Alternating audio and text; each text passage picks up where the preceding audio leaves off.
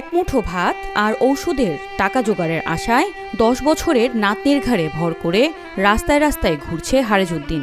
4 জনের সংসারে ছোট নাতনি বাদে সবাই প্রতিবন্ধী। সবার মুখে একটু খাবার তুলে দিতে 97 বছর বয়সে অন্ধ হারেজ ঘুরে বেড়ান মানুষের দ্বারে দ্বারে। এক মুখ ভাতের আশায় আমি ওই নাতিনটা 7-8 বছরের ছাওয়াল নিয়ে গাঁও যাই, 10 টাকা যা পাই নিয়ে এসে কোনোরকম করে জীবনযাপন করি। 4 বছর আগে হারিয়েছেন চোখের আলো, আর বার্ধক্যের কারণে 8 মাস ধরে প্যারালাইসিস রোগে আক্রান্ত হয়েছেন হারেজউদ্দিন। চোখে যেমন দেখতে পান না, তেমনি ঠিকমতো হাঁটতেও পারেন না।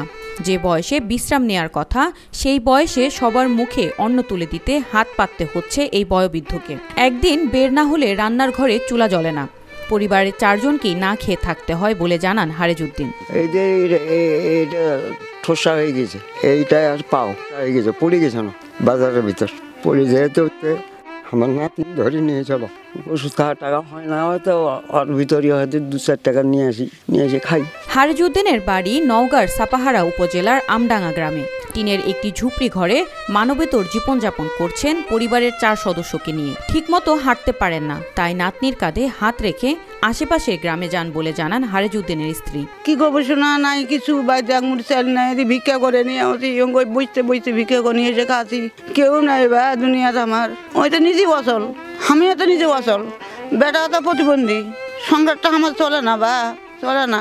মানুষ দিলে কদিন দিবে বা, 2 দিন তো 1 দিন দিবে, আর কদিন দিবে মানুষ। অভাবের সংসারে স্কুলে নয়, দাদুর হাত ধরে মানুষের বাড়ি কিংবা বাজারে বাজারে যায় হারেজউদ্দিনের নাতনি। স্কুলে যেতে না পারলেও দুবেলা খেতে পারছে, এতেই বেশ খুশি ছোট এই মেয়েটি। দাদা হলো অসুস্থ, তো সেই জন্য আমরা হলো আমার দাদার সাথে দোকানে যাই, সাহায্য তাই বেড়াই। আর আব্বু চোখে দেখতে পারে না, আমার দাদি খোলা। আমার দাদা হাঁটতে পারে না, প্রায়ই আমি আমার দাদাকে ধরে নিয়ে যাই। পা ভালো না হওয়ায় বৃষ্টির দিনে পিছলে পড়ে যান, তাই বের হতে পারেন না। বৃষ্টির দিনে হারেজউদ্দিনের বাড়ির চুলায় আগুন জ্বলে না, তখন অনাহারে থাকতে হয় পুরো পরিবারকে। প্রতিবেশীরা দিলে খায়, না দিলে না খেয়ে থাকেন হারেজউদ্দিনের পরিবার। বৃষ্টি হলে যাইতে পারি না, কাজের জন্য পড়ে যাই, ওই জন্য বৃষ্টি আসলে যাইতে পারি না। কোনোদিন না খেয়েও দিন যায়, হয়তো কেউ হয়তো যায় না, ভাত টাত দেয়, গাঁয়ের মানুষ ভাগ ভোগ করে খাই। হারেজউদ্দিনের একটি ছেলে আছে, ভাগ্যের নির্মম পরিহাসে সেও জন্মান্ধ। অনেক চিকিৎসা করেও ছেলের চোখ ভালো করতে পারেননি তিনি। অন্ধ ছেলেকে বিয়ে দিলেও টেকেনি সেই সংসার।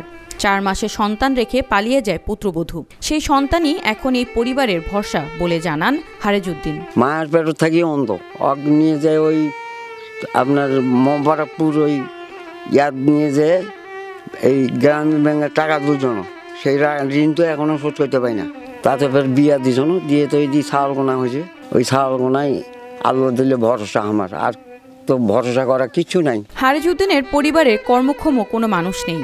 শারীরিক অসুস্থতার জন্য ভিক্ষা করতে বেশ দূরে যেতেও পারেন না। একই এলাকায় প্রতিদিন হাত পেতে যা পাওয়া যায় সেটা অপূর্ত।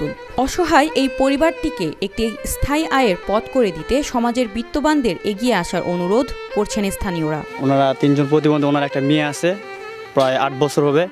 ওনাকে নিয়ে ওর দাদা বাজারে যায় এবং কিছু নিয়ে আসে মানুষের কাছ থেকে, ওইভাবে ওদের ফ্যামিলিটা চলে। ওদের অনেক কষ্ট, ওদের কষ্টের কোনো সীমা নাই। তারা হলো অনেক কষ্ট করে জীবনযাপন কাটায়।